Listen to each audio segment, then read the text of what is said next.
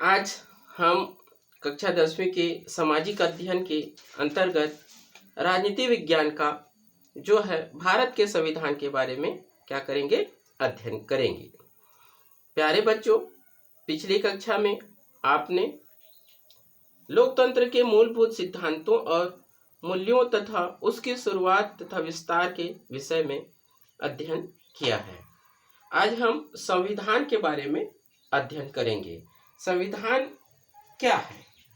विधान युक्त संगठन ही संविधान कहलाता है। विधान मतलब नीति, नियम, कानून।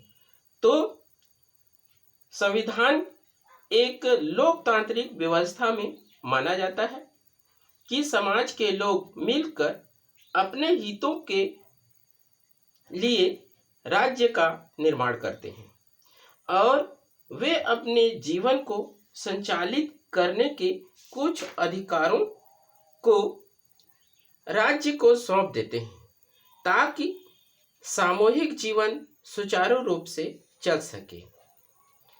राज्य को गठित करते समय वे कुछ नियमों में बांधते हैं ताकि वह लोगों के अधिकारों का हनन ना करे।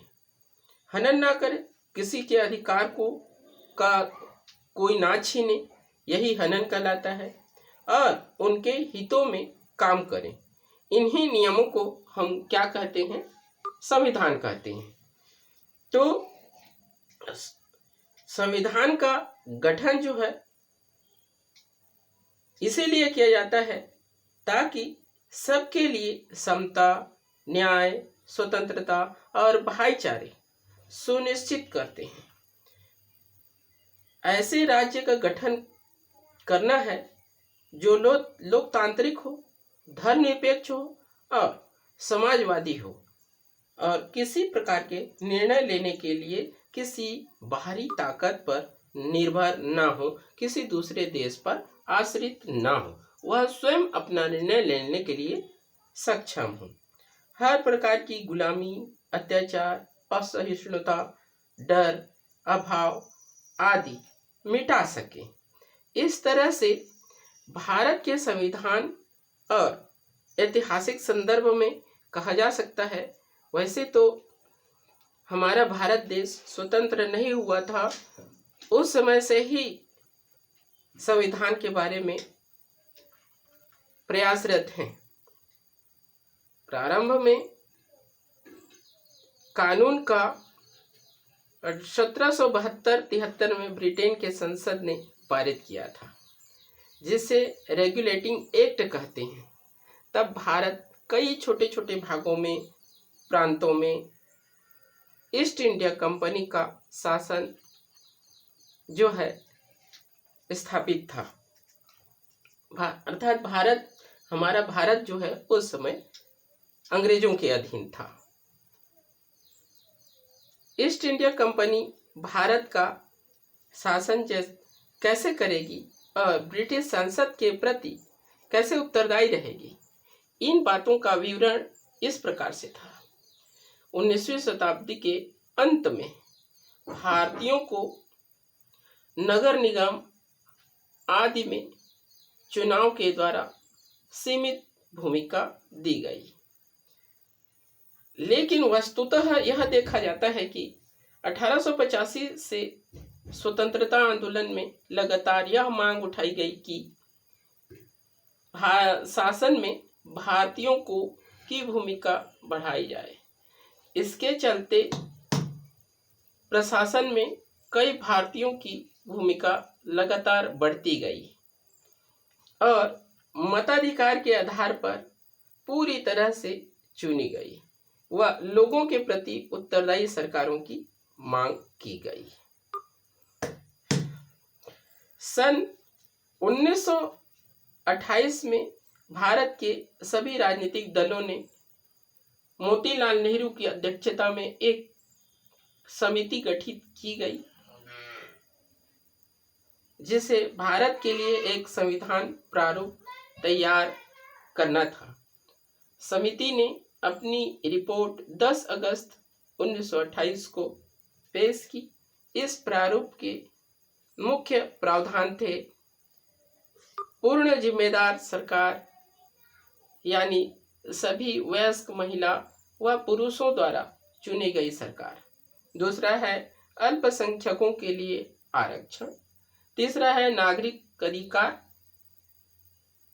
जैसे अभिव्यक्ति की स्वतंत्रता, अपने विचार को व्यक्त करने की स्वतंत्रता, धार्मिक स्वतंत्रता व पंथ निरपेक्षता। पंथ निरपेक्ष मतलब विभिन्न समुदाय है, संगठन है, शांतिपूर्ण सभा सम्मेलन तथा संगठन व संघ बनाने का अधिकार। चौथा आता है भाषा के आधार पर प्रदेशों का पुनर्गठन।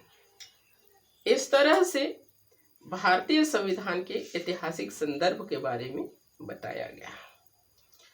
लेकिन एक तरह से देखा जाए तो 11 दिसंबर 1946 को डॉक्टर राजेंद्र प्रसाद संविधान सभा के स्थायी सदस्य चुने गए और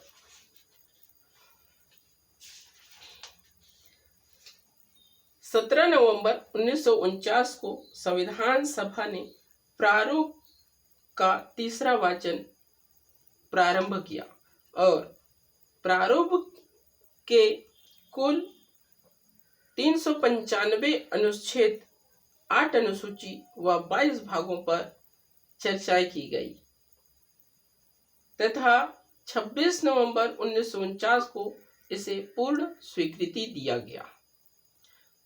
24 जनवरी 1950 को संविधान की 2 पांडुलिपियां संविधान सभा में रखी गई। ये अंग्रेजी व हिंदी भाषा में थी। अंग्रेजी में एक मुद्रित प्रति को प्रस्तुत की गई है। अध्यक्ष डॉक्टर राजेंद्र प्रसाद के निवेदन पर समस्त सदस्यों ने सभी तीनों प्रतियों पर हस्ताक्षर किए, सहमति किए, स्वीकृत किए, अपना समर्थन दिए, जिससे राष्ट्रगान और वंदे मातरम गायन के साथ संविधान सभा का कार्य समाप्त हुआ और संविधान सभा में संविधान निर्माण में जो है कुल 2 वर्ष 11 माह और 18 दिन का समय लगा। प्यारे बच्चों, आज के लिए हम इस भाग में इतना अध्ययन करेंगे। इसे आप सभी सुन करके, समझ करके याद करेंगे। यही आपका होमवर्क है।